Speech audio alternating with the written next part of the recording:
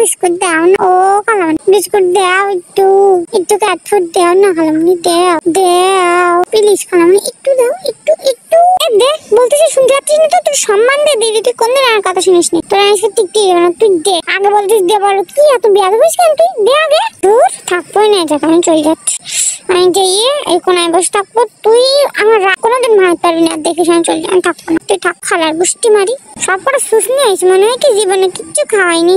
আমার তো খাবে, আমার তো পড়বে, আমার মানুষের কথাও শুনবে। তোরা জীবনে কি ক্যাট ফুড খাই দিইনি তোকে? কোনদিন কিচ্ছু খাই দিইনি। এ কথা বল, দেখতে খাই জীবনে খাই দিইনি তোকে। আজকে গলা ধরবে রেখে দেবে। তুই সবসময় বেয়াদবি করিস, তোর আজকে মেরেই ফেলবো। শুধুমাত্র তোর নানি আর ঠাকাইলে বলে তোর বাসায় গেলাম। আর একখান মেয়ে কানে আমার, আর একখান মেয়ের দেখা।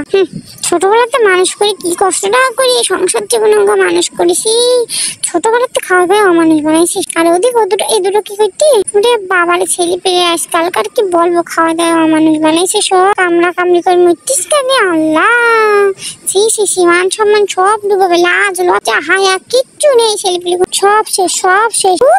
আমার আর ভালো লাগে না, এই জীবনটা একদম তেজপাত হয়ে গেল রে বোন।